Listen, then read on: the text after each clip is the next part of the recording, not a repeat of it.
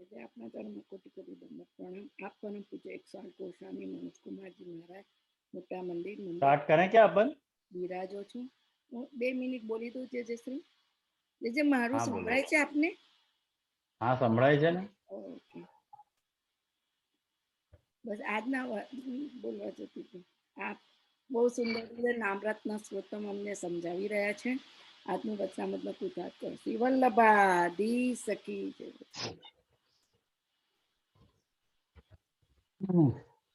मंगलाचरण કરી લઈએ પહેલા।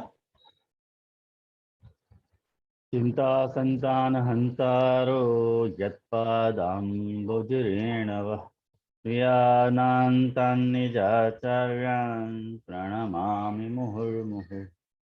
यदनुग्रहतो जन्तुः सर्वदुःखातिको भवेत् तमहं सर्वदा वन्दे श्रीमद्वल्लभनन्दनम्।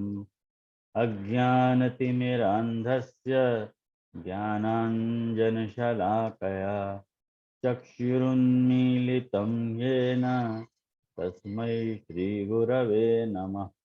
नमामि हृदये शेषे लीलाक्षीराब्धिशायिनं लक्ष्मीसहस्रलीलाभिः सेव्यमानं कलानिधिं चतुर्भिश्च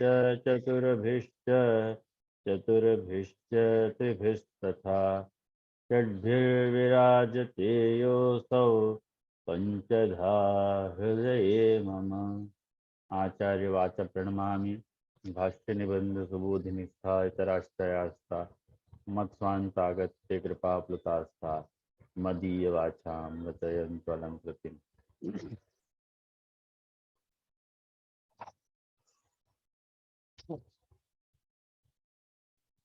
આજના સત્રમાં બધા જ વૈષ્ણવોનું હાર્દિક સ્વાગત કરું છું અને આપણો વિષય નામ રચના કે સ્તોત્ર।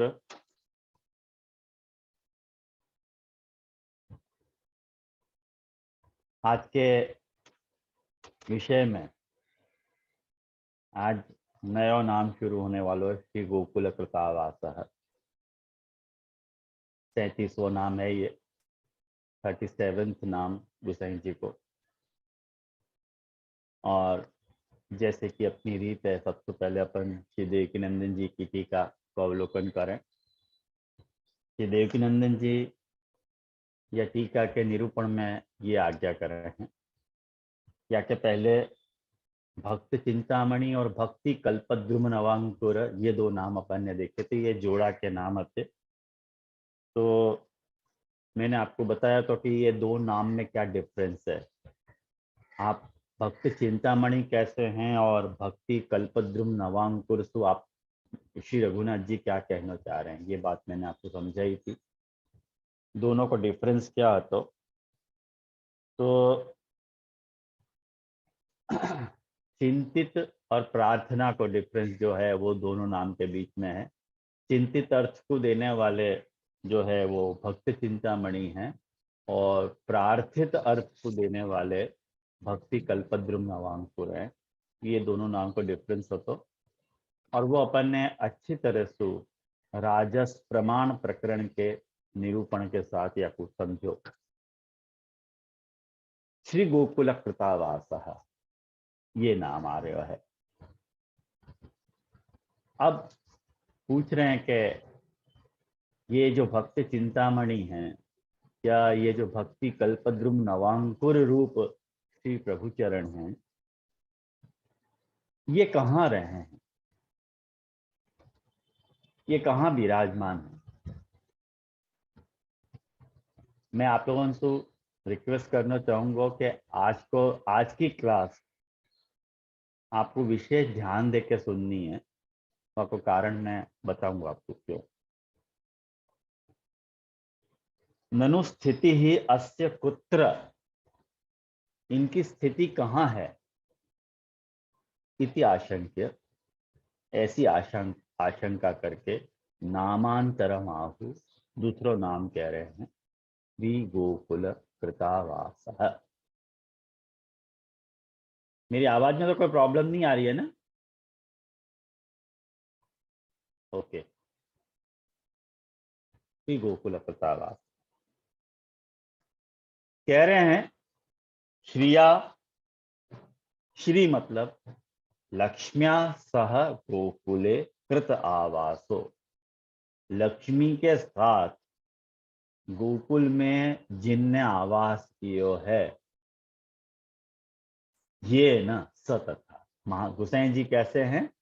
तो कह रहे हैं कि श्री गोकुल में लक्ष्मी के साथ जिनने आवास कियो है ऐसे। अरे भाई, नाम गोसाई जी को बता रहे हो कि ठाकुर जी को बता रहे हो?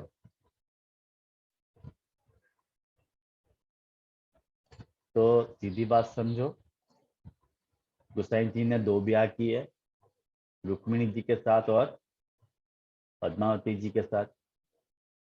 वह हिसाब से यदि अपन सोचें तो भी श्री जो है वो पद्मावती है, या रुक्मिणी भी हो सके, दोनों ही हो सके, तो उनके साथ गोसाई जी ने वास कियो, ठीक बात है, वह अर्थ में कह रहे हैं।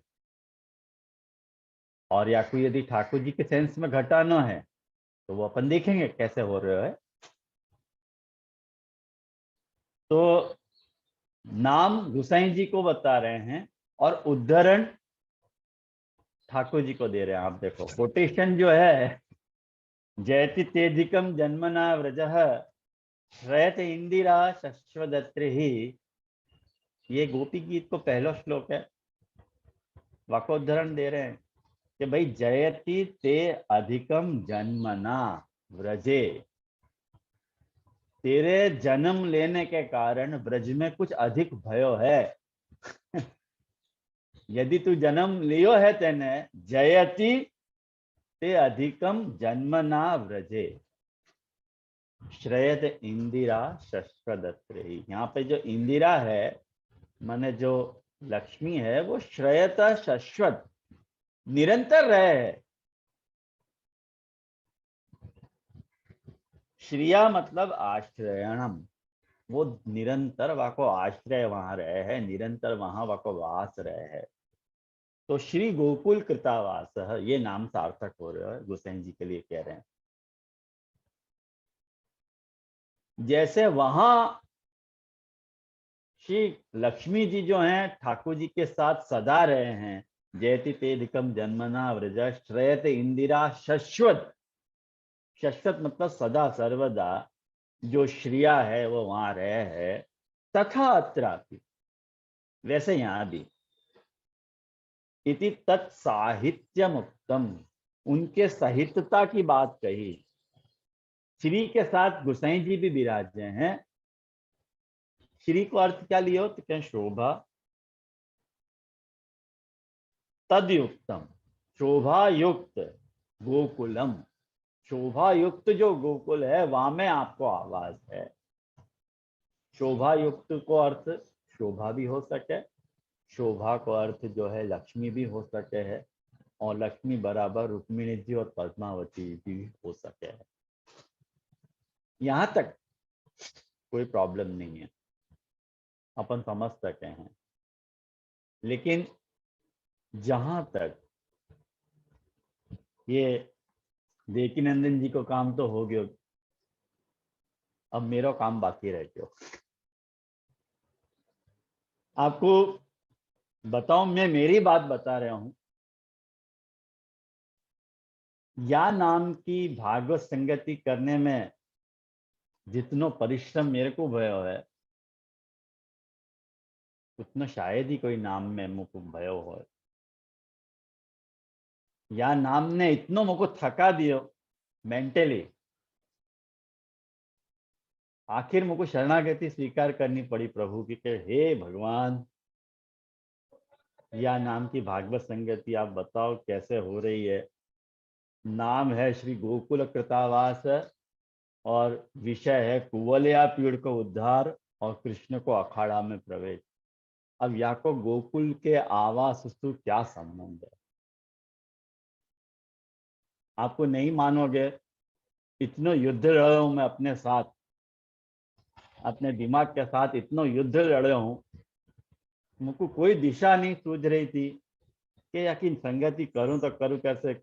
और मन में अपने आप को मैंने मैंने मन में अपने आप को धिक्कारो भी कि तेने व्यर्थ को बीड़ा उठा लियो अपने ऊपर, और या कि व्यर्थ की प्रतिज्ञा ले ली कि यार ढंग की संगति करेंगे, और अब तो पता चल रही है कि नहीं कि महाप्रभु जी की वाणी दुर्बोध होगा, सुबोध नहीं है।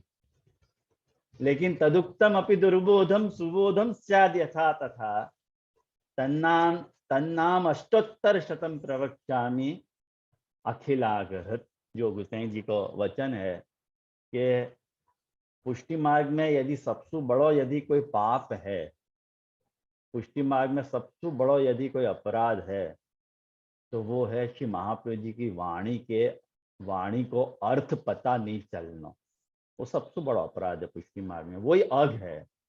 और वो अघ को निवृत्त करवे को वचन गोसाई जी ने दियो है कि तदुक्तम अपि दुर्बोधम सुबोधम से। वो जो दुर्बोध वाणी है वो सुबोध हो जाएगी। और अपने यहाँ ये कहा गया कि जब भी कोई पंक्ति अपने को लगे नहीं, तो श्री महाप्रभु जी की शरण जाना चाहिए, सर्वोत्तम को एक पाठ निष्ठा से करना चाहिए। वो पंक्ति अपनो रहस्य खोल दे है। और वास्तव में वैष्णव यही भयो है मेरे साथ। वाको में जीतो जागतो प्रमाण आपके सामने बैठो भयो हूँ। वो मेरे साथ भी वो घटना घटी है कि महाप्रभु जी ने ही जो ये अर्थ मुझको बताया है, जो मैं आज आपके साथ शेयर करूंगा, वो महाप्रभु जी ने ही मुझको सुझाया। वो बड़ी कृपा है उनकी, और या जिंदगी भर मैं उनको ऋण भूल नहीं सकूं जो महाप्रभु जी ने कृपा करी है मेरे ऊपर या जीव के ऊपर। जीव क्या जाने और जीव की क्या सामर्थ्य है कि महाप्रभु जी की वाणी को अर्थ कर सके। ये तो आप कृपा करके सुझाव में तो अपन का कुछ कह सके हैं वैष्णव। तो ये तो मैंने आपको अपना वृत्तांत सुनाया, मेरी राम कहानी बताई। वास्तव में श्री गोकुल कृतावास ये जो नाम है वैष्णव, ध्यान से सुनियो, ये बात बहुत इंपॉर्टेंट बात है। ये नाम 2 अध्याय तक चलेगा। माने भागवत के अनुसार ये 43वां अध्याय है और सुबोधनी जी के अनुसार ये 40वां अध्याय है। तो भागवत के अनुसार 43वां और 44वां ये 2 अध्याय श्री गोकुल कृतावास को समर्पित हैं।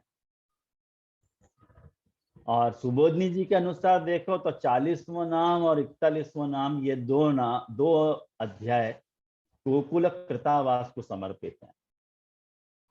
जामे राजस प्रमेय प्रकरण के अंतर्गत ऐश्वर्य लीला और वीर लीला को वर्णन आ रहा है। महाप्रभु जी ने जो या कि सिनॉप्सिस अपने को बताई है, जो या को प्रारूप समझाया है, तद अनुसार इन 2 अध्याय में ऐश्वर्य लीला निरूपित भई है और वीर लीला निरूपित भई है। 2 अध्याय अंशु कुवलया पीड़ उद्धार और कृष्ण को अखाड़ा में प्रवेश, ये पहलो अध्याय, और कंस का उद्धार, ये 2 अध्याय श्री गोकुल कृतावास समझाया जा रहा है मेरी दृष्टि से। ये यानी आपको यदि कुछ भी समझ में नहीं आ रहा है तो ये मेरी खड़ी भई उपज है। या मैं महाप्रभु जी उत्तरदायी नहीं कहेंगे मैंने ये बीड़ा उठाया तो कि या कि भागवत में संगति करूंगा। तो आपको यदि समझ में नहीं आ रहा है तो ये महाप्रभु जी की गलती नहीं है, ये तो अपनी कल्पना की बात है। अब मेरे ऊपर ये जवाबदारी है कि मैं या को कैसे सिद्ध करूं। तो आप देखो कैसे अपन सिद्ध करेंगे। सबसे पहले राजस प्रमेय प्रकरण की भूमिका आपको समझनी चाहिए कि व्हाट इज राजस प्रमेय प्रकरण। सबसे पहले देखियो कि कभी भी कोई भी अर्थ जो है प्रकरण के अनुरूप करना चाहिए। अर्थ निर्धारण प्रकरण के अनुरूप हो है। प्रकरण कौन सा चल रहा है भाई? राजस भक्तन को प्रकरण चल रहा है। पहली बात नोट इट डाउन भाई, राजस भक्तन का प्रकरण यदि चल रहा है तो सारी बात राजस भक्तन के इर्द गिर्द ही चलेगी। राजस भक्तन को स्वभाव, राजस भक्तन के व्यवहार, राजस भक्तन की क्रिया, बस उनके इर्द गिर्द राजस भक्तन को जैसे प्रभु अच्छे लगे। देखो ध्यान से सुनो, राजस भक्तन को प्रभु जैसे अच्छे लगे वैसो स्वरूप प्रभु ने उनके सामने अपनो प्रकट कियो। भगवान इज इक्वल टू प्रमेय। प्रमेय मतलब वस्तु, विषय, व्यक्ति, कुछ भी हो सके ना। तो यहाँ राजस प्रमेय कौन है? प्रमेय कौन है? भगवान है। राजस कौन है? भक्त है। लेकिन जैसे भक्त और वैसे भगवान को स्वरूप। भगवान को भक्तन को जैसो स्वरूप पसंद है, भक्तन को भगवान को जैसो स्वरूप पसंद है, भगवान वैसो ही स्वरूप उन भक्तन के आगे अपनो प्रकट कर रहे हैं। मने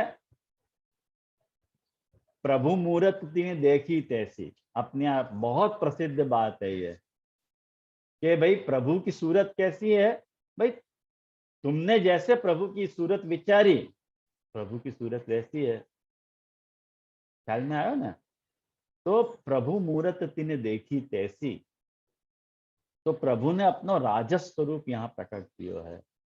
अब राजस भक्तन को जैसे प्रभु अच्छे लगे, जैसे एक सीधी सी बात समझो, अपन तामस भक्तन की बात करें, जैसे तामस प्रमेय स्वरूप तो ठाकुर जी जो है प्रलंबासुर को उद्धार कर रहे हैं, और कालिया नागसु जो है, कालिया नागसु ब्रिज माने दावा नल से उनको ब्रिज भक्तन को बचा रहे हैं। ये जो प्रभु को स्वरूप है, ऐसे स्वरूप ठाकुर जी को तामस भक्तन को पसंद है। तो ठाकुर जी ने अपना तामस प्रमेय स्वरूप वह ढंग का प्रकट किया। राजस भक्तन को या तरह को प्रभु को स्वरूप पसंद नहीं है।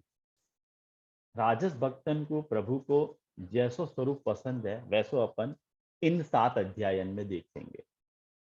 और तदंतर्गत जो पहलो प्रभु को स्वरूप पसंद आ रहा है, वो गोकुल में कियो भयो आवास ऐसो रूप, ऐसे जा स्वरूप ने श्री गोकुल में आवास अपने कियो है, ऐसो स्वरूप पसंद कियो है। और गोकुल में आवास कियो भयो स्वरूप जिन राजस भक्तन को पसंद आवे है, ऐसे राजस भक्त 7 प्रकार के हैं, ये महाप्रभु जी बता रहे हैं। ये जो या राजस प्रमेय प्रकरण की जो खासियत है वैष्णव, मेरी लाचारी है कि मैं आपको सुबोधनी जी की हर एक बात शेयर नहीं कर पाऊं या छोटे से काल में, लेकिन फिर भी गागर में सागर भरने को प्रयास अवश्य कर रहा हूं कि जैसे आपको विषय हाथ में आ जाए। देखो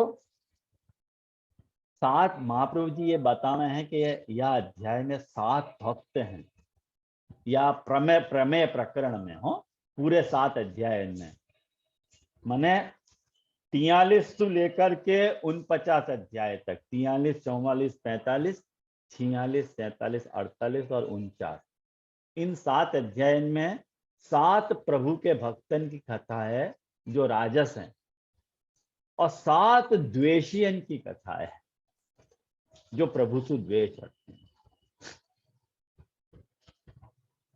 वो 7 भक्त कौन से हैं? महाप्रभु जी कहें कि नंद, यशोदा, गोपीजन, कुब्जा, अक्रूर, पांडव और ठाकुर जी के गुरु सांदीपन। ये 7 ठाकुर जी के भक्त हैं, देख, है ना। और 7 दुश्मन कौन से हैं? तो कह रहे हैं कुवलया पीड़ हाथी, चाणूर, मुष्टिक, कूट, पाल, तोशल और कंस। ये 7 द्वेषी ठाकुर जी के, जिनको उद्धार ठाकुर जी ने इन 7 अध्याय में किया। हर द्वेषियन को उद्धार ठाकुर जी एक एक अध्याय से करते आएंगे, और हर भक्तन को अपनो प्रमेय स्वरूप ठाकुर जी प्रकट करते रहेंगे एक एक अध्याय में। ये यह प्रमेय प्रकरण की खूबसूरती है वैष्णव। सबसे पहली बात जो अपने को जो डिफिकल्टी है या नाम की या गोकुल कृतावास को या अध्याय के साथ जोड़ने की जो मेन डिफिकल्टी है वैष्णव, वो ऐसे या तो सॉल्व करनी है। देखो ध्यान से सुनो।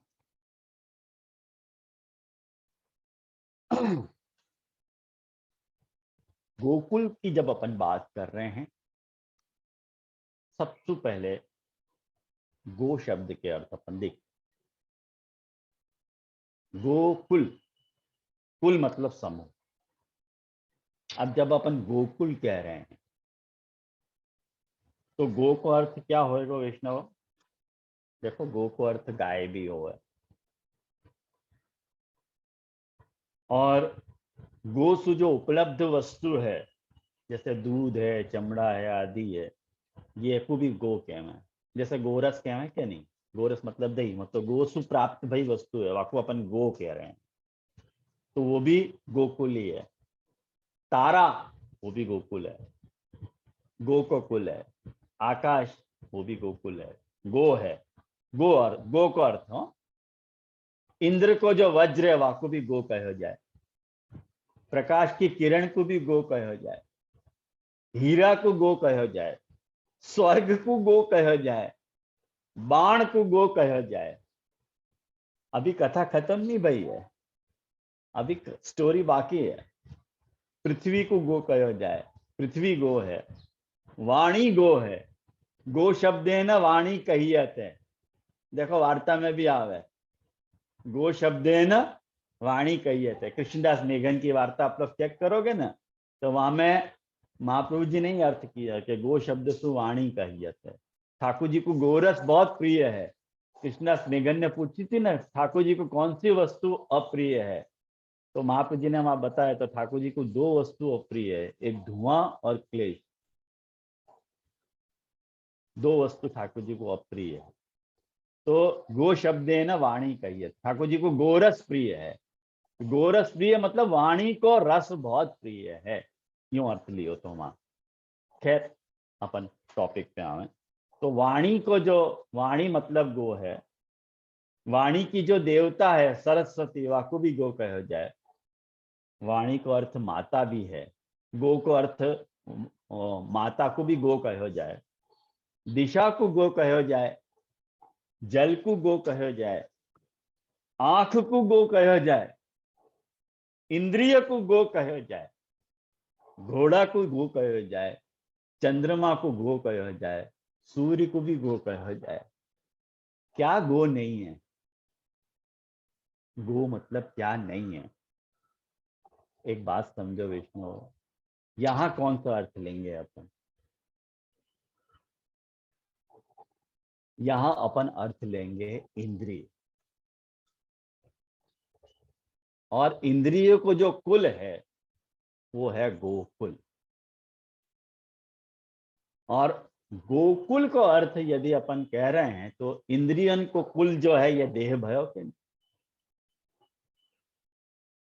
अपने या देह में, ये जो देह अपनो गोकुल है, अपनो देह क्या है? गोकुल है।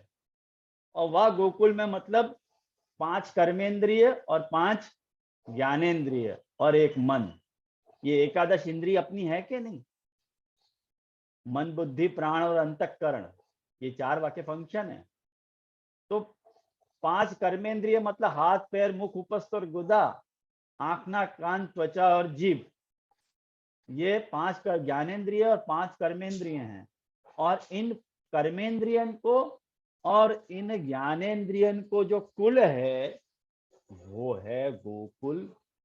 और ऐसे जो राजस भक्तन को जो गोकुल है, राजस भक्तन की देह में ठाकुर जी ने आवास किया है, वो है गोकुल प्रताप।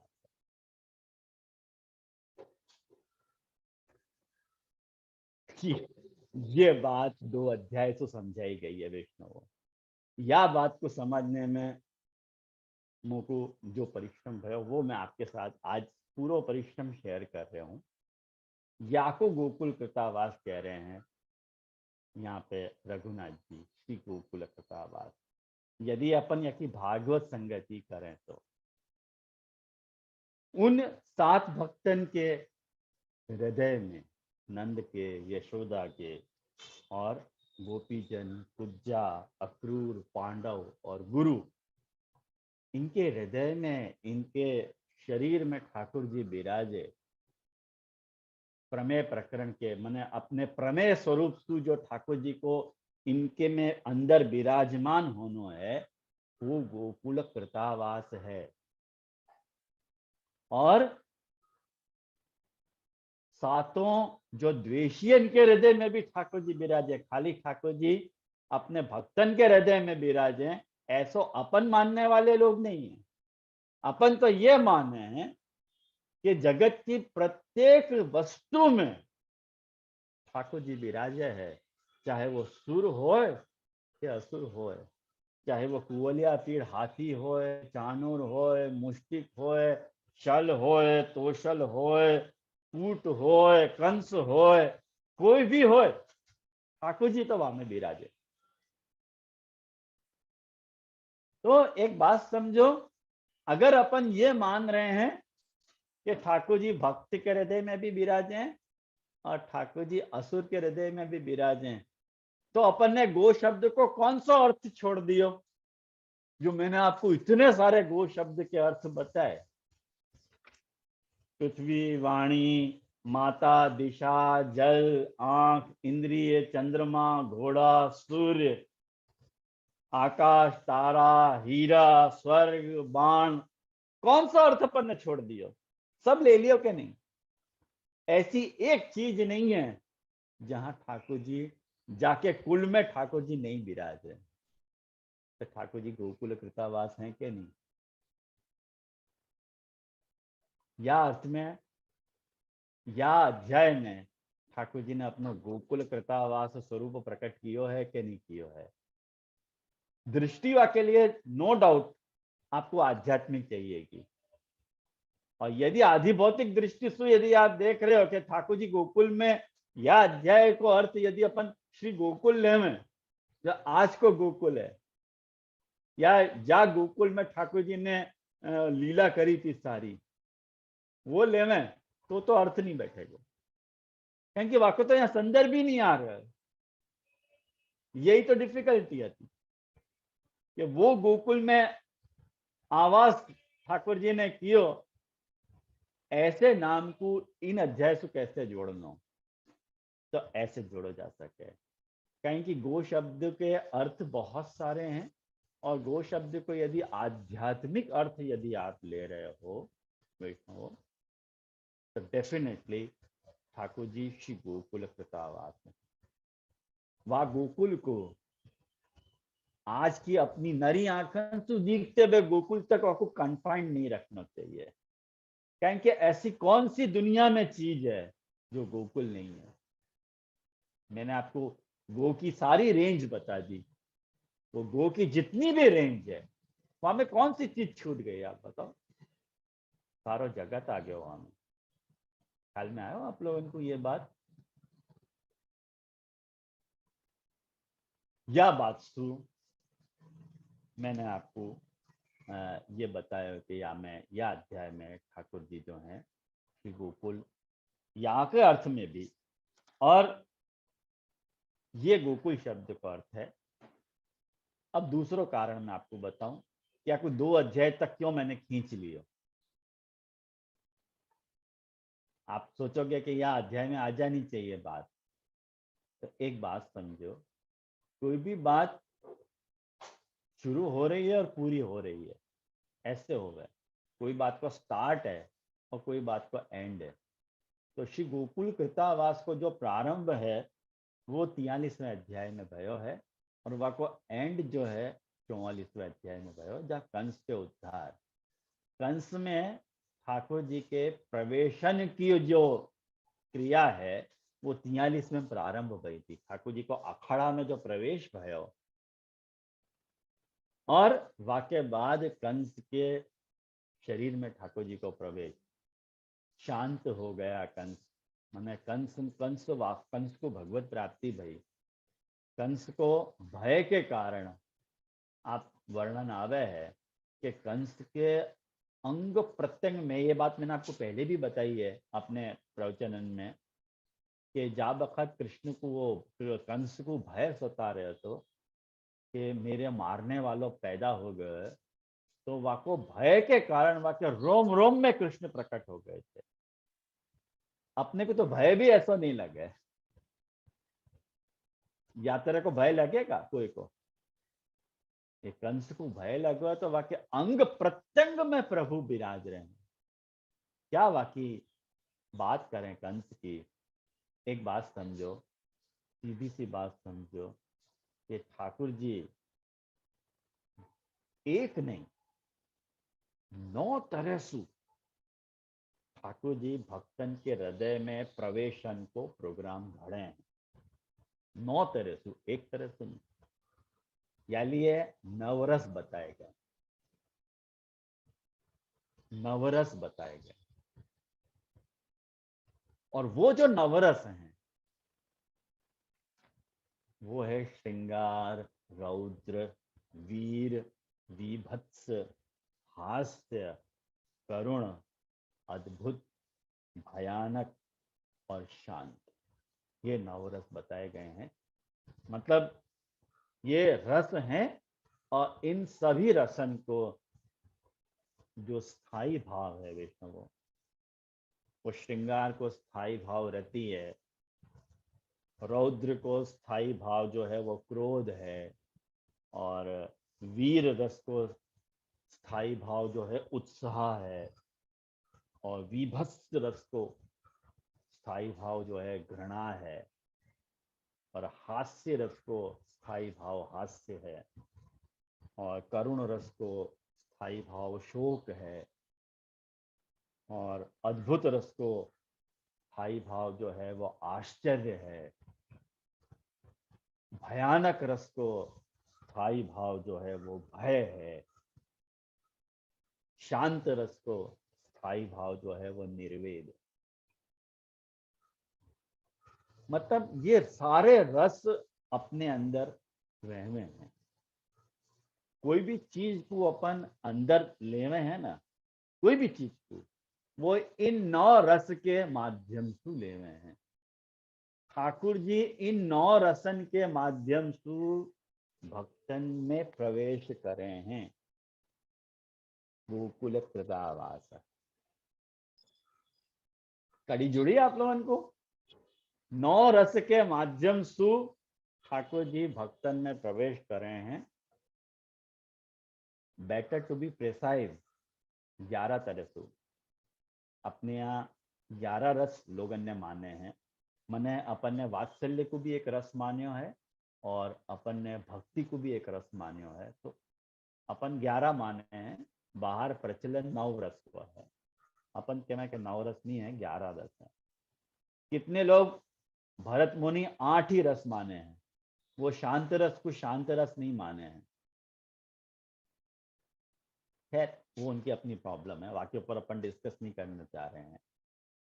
लेकिन ये जो एकादश रस हैं, ये देखो, एकादश इंद्रिय, एकादश रस। अब अपने 9 रस के माध्यम से ठाकुर जी ने, बेसिकली प्रॉब्लम ये है कि क्या ठाकुर जी ने ये 9 रस के माध्यम से भक्तन के हृदय में प्रवेश कियो? क्या गोकुल कृतावास कियो? अपन कहेंगे हाँ कियो ने। वाक्य में प्रमाण आपको बताऊंगा कि मल्ला नाम अश्विन नृणाम नरवरो स्त्रीणाम स्मरो मूर्तिमान। जब ठाकुर जी ने अखाड़ा में प्रवेश किया है तब स्वरूप एक ही है, लेकिन 9 प्रकार के रस की अनुभूति 9 प्रकार के भक्तन को आपने करवाई है। That's the beauty of Shri Krishna.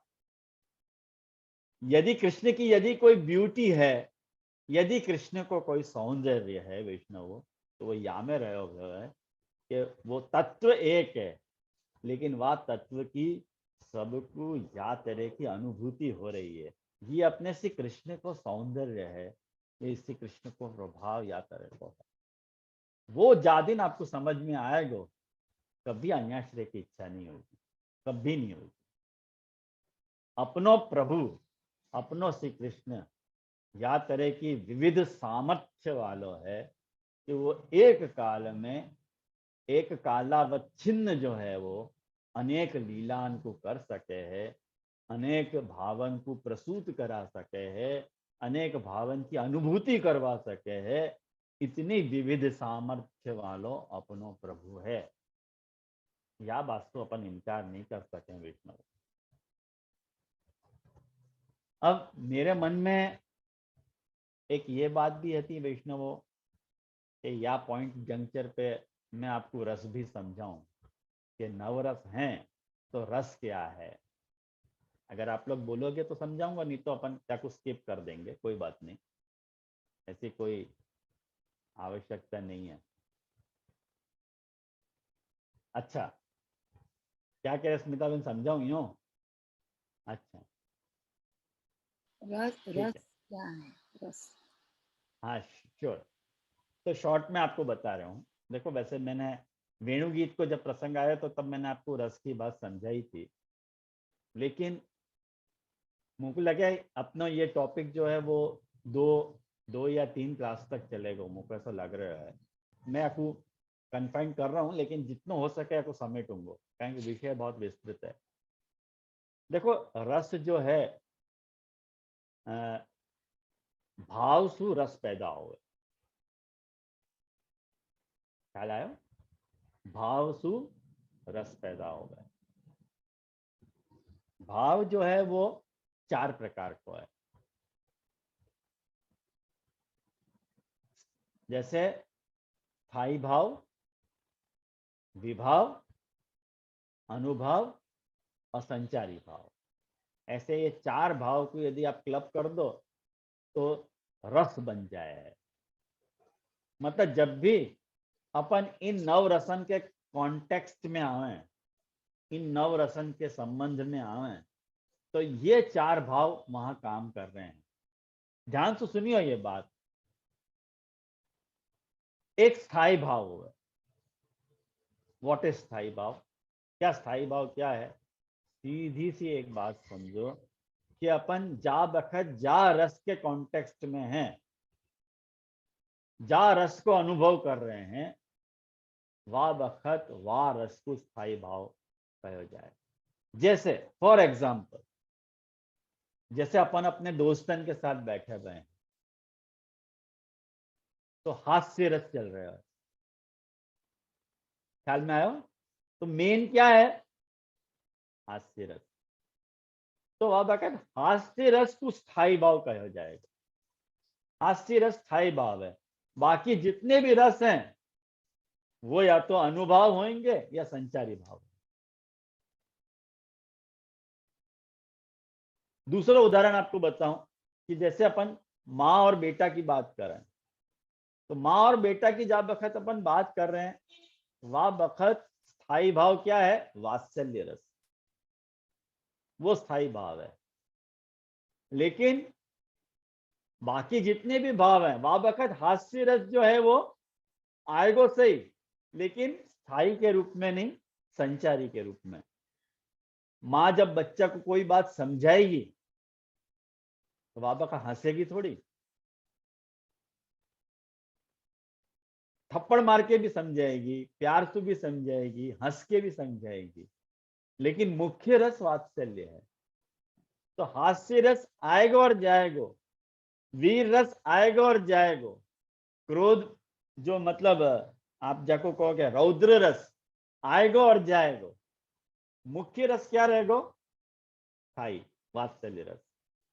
जा बखत स्थायी भाव सु कांटेक्ट में अपन आवे, वह बखत संचारी भाव भी आते हुए, लेकिन वो आवे और जावे, जो आवे और जावे उनको अपन संचारी कहें।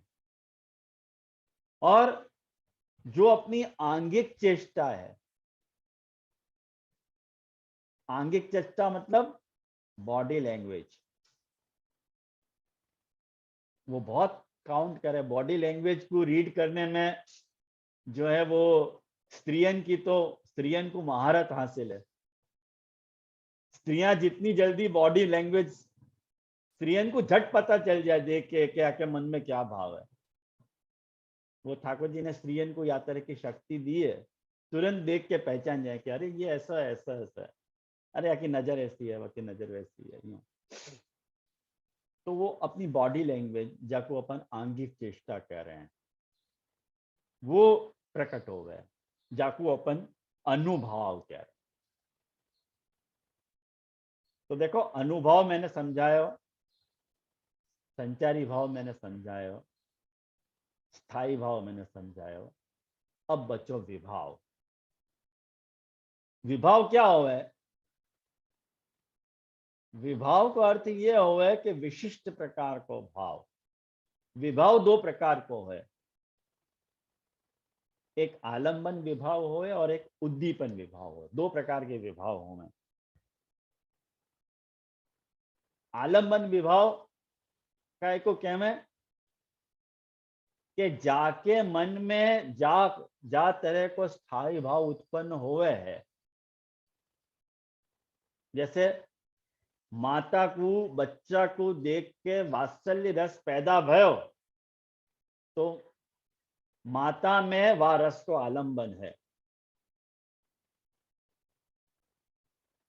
ख्याल में आयो? माने जामे रहवे है वह को आश्रय कहवे, और जाके प्रति अपने को वात्सल्य पैदा होवे वह को आलंबन कहवे। जैसे बच्चा में आलंबन भाव है। ख्याल में आयो? बच्चा में आलंबन भाव है और माता में आश्रय भाव है। वह रस को आश्रय कहाँ है? माता में। कौन के प्रति देख के वात्सल्य उमड़ो? बच्चा के प्रति, तो बच्चा में आलंबन है। ख्याल में आयो? आलंबन दो प्रकार को, एक आश्रय भाव रूपी आलंबन और एक जाके प्रति रहो भयो भाव प्रकट हो गए, वाकू भी अपन आलंबन कहें। उद्दीपन क्या होगा? ये विभाव के दो प्रकार हैं, एक आलंबन और एक उद्दीपन। और आलंबन के पाछे दो प्रकार हैं, वो मैंने आपको बताया।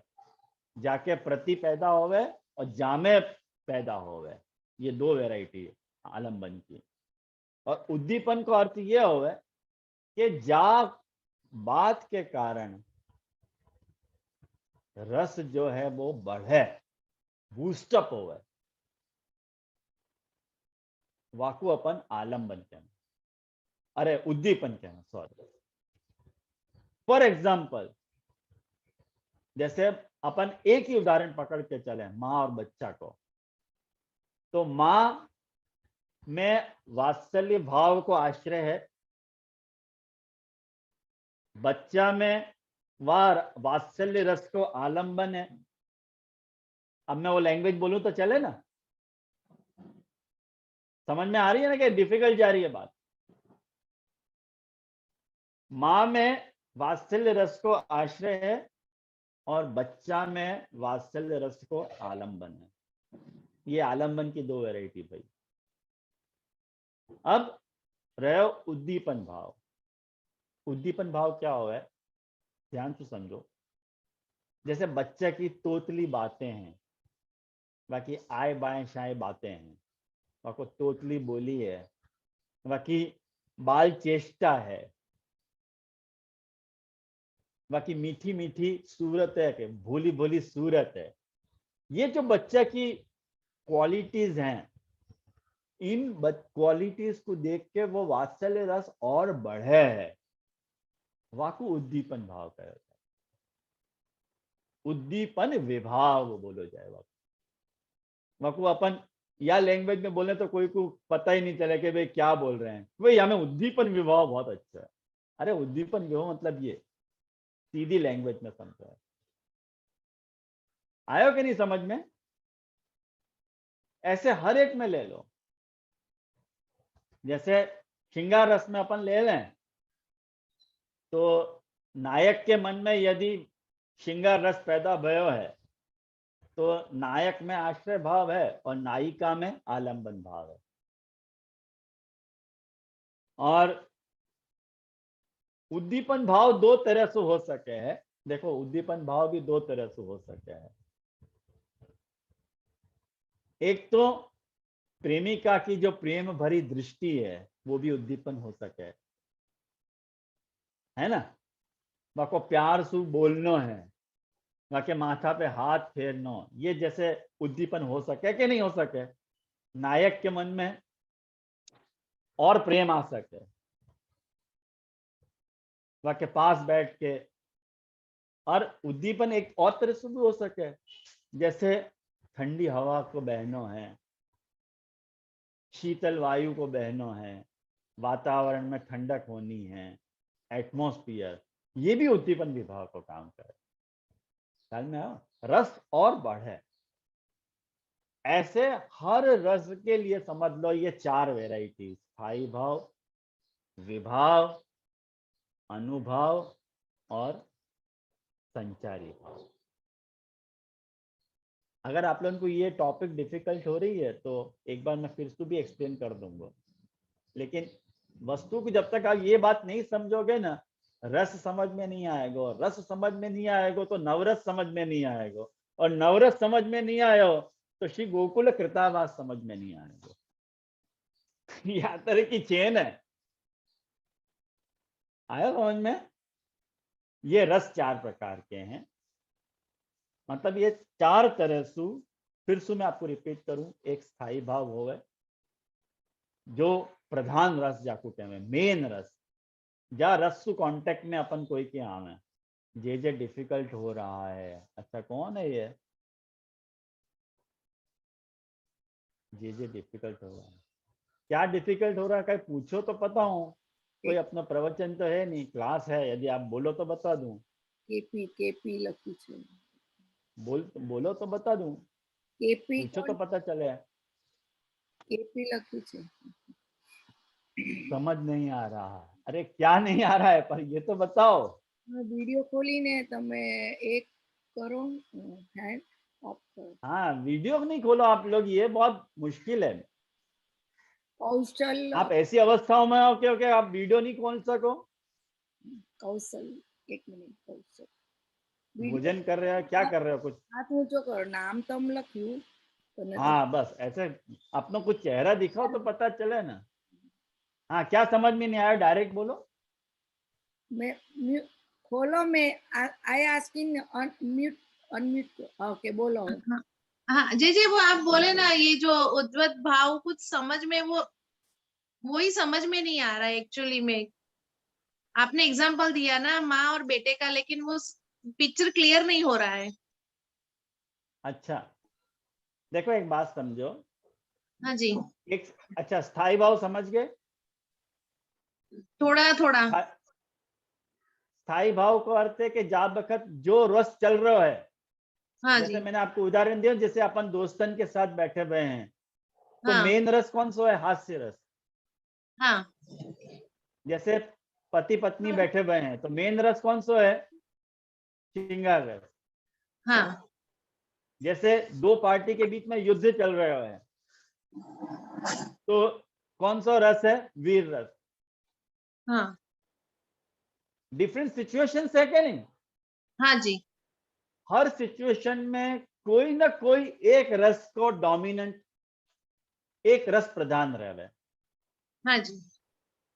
और वाक्य अलावा जितने भी रस हैं वो सारे रस संचारी कहलाएंगे। अच्छा, ख्याल में आयो कि नहीं आयो? हाँ जी हाँ आयो।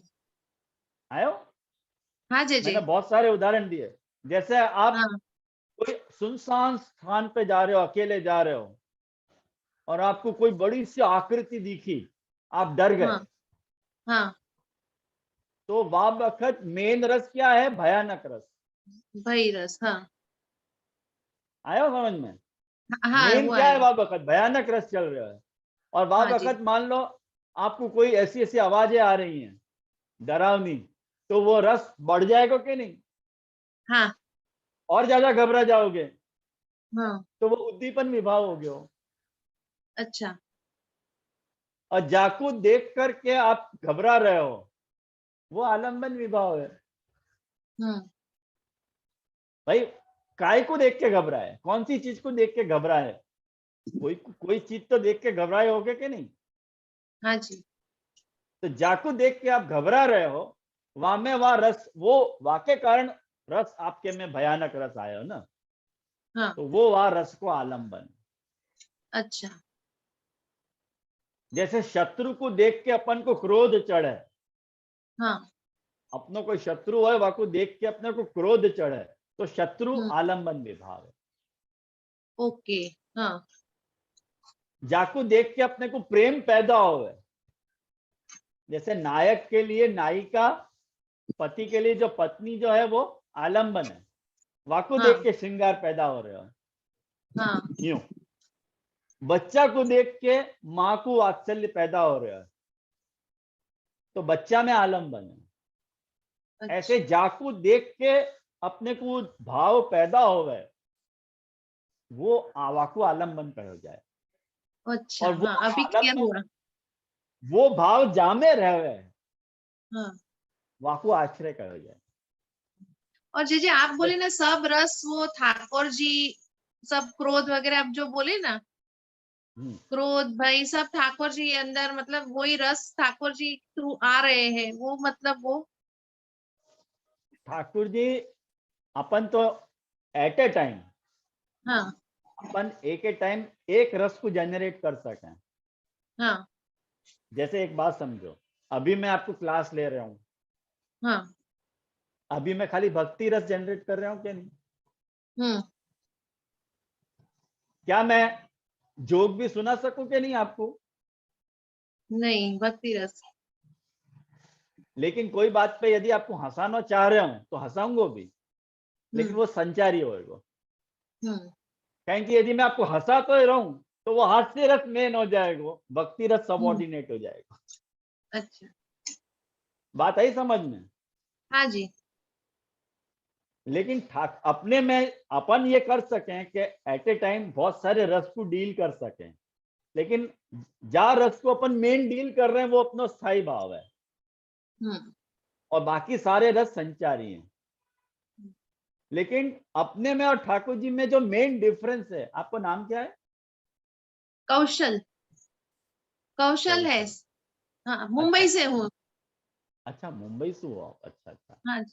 तो जा बखत एक बात समझो कि जा बखत अपन ठाकुर जी में और अपने में मेन डिफरेंस ये है कि Thakur ji eight a time सबको अलग अलग रस की स्थायी भाव की अनुभूति करवा रहे हैं। That is the main hmm difference. Hmm. अपन एट ए टाइम खाली एक रस को स्थायी बना सकें और बाकी सारे रस को अपन संचारी बना सकें। अपन सारे रस को स्थायी नहीं बना सकें, कहें कि अपन, मैं आपको हंसा भी रहा हूं, आपको गुस्सा भी दिला रहा हूं, वो सब एक साथ नहीं करवा सकूं। नहीं।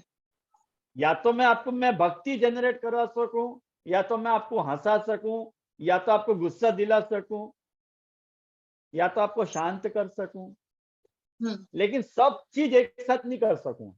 वो मेरी लिमिट है, मेरी लिमिट है, मैं मेरे में वातर की लिमिटनेस है। कहें कि मैं ब्रह्म नहीं हूं ना, हाँ एक साधारण मानव हूं, तो मैं आपको वो सारी बात तो नहीं जनरेट करा सकूं। लेकिन ठाकुर जी में एट ए टाइम ठाकुर जी को देख के कोई को भय पैदा हो रहा है, कोई को वात्सल्य पैदा हो रहा है, कोई को जो है वो क्रोध आ रहा है, कोई को उत्साह पैदा हो रहा है, कोई को शोक हो रहा है, कोई को आश्चर्य हो रहा है। ये जो नवरस है वो at a time Thakur ji generate करवा रहे हैं। That the beauty of Shri Krishna, okay. That is नवरस। आया आपको समझ में कि अभी भी नहीं अभी आया? अभी अभी क्लियर हुआ, पूरा क्लियर हुआ। थैंक्स, थैंक्स हाँ। A lot.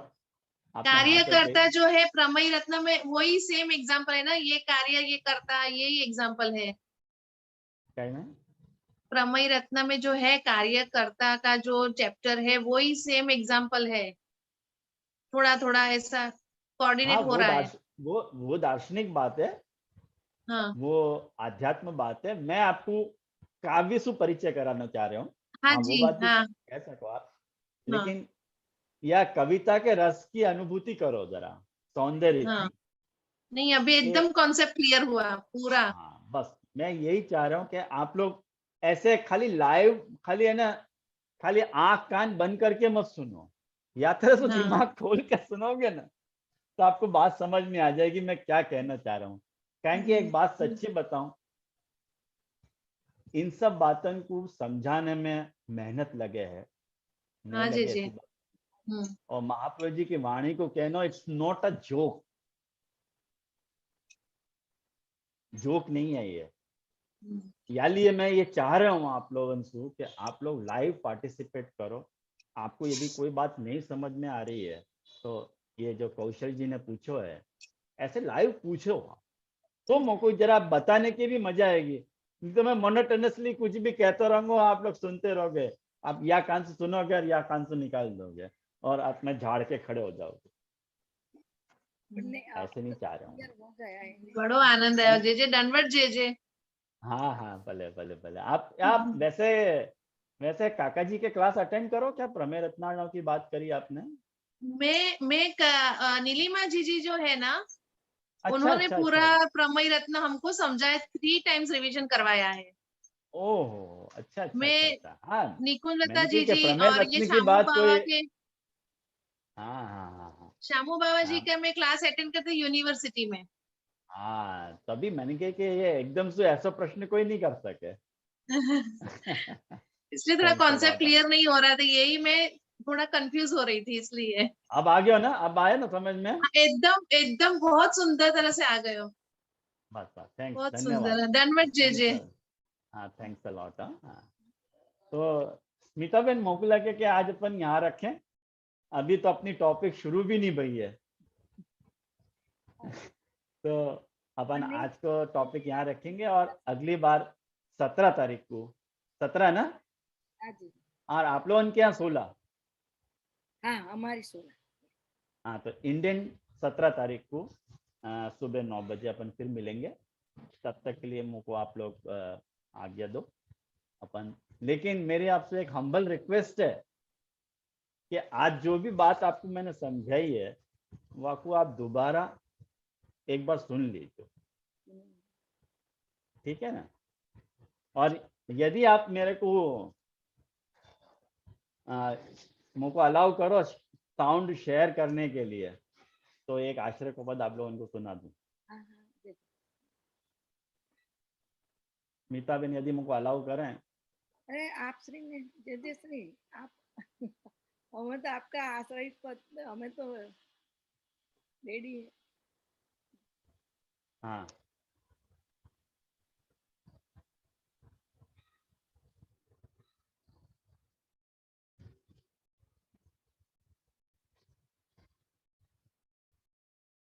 જે આપશ્રી જે આશ્રય પર લો એ અમને શેર કરશો બધાને બધા શું કહો છો?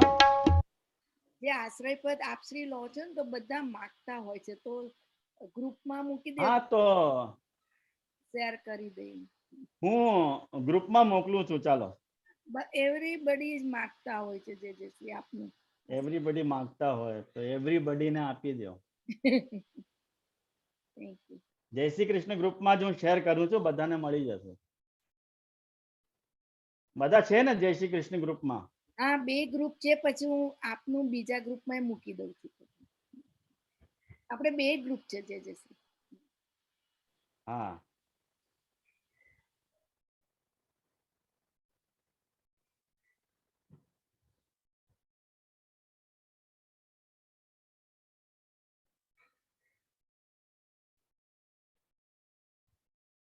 हाँ, જો બધાને મેં મોકલી દીધું છે, બધાને મળ્યું હશે, મળ્યું છે?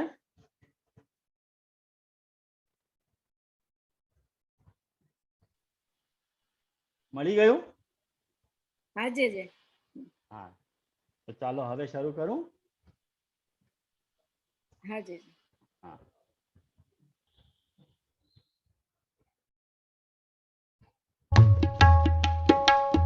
બધાને સંભળાઈ રહ્યું છે તાલ?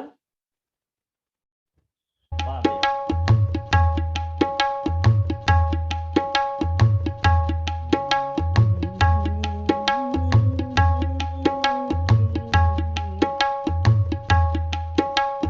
હું પેલા પદ સમજાવી દઉં। પદ છે વ્રજ કો સ્વાદ વૈકુંઠ में नाही।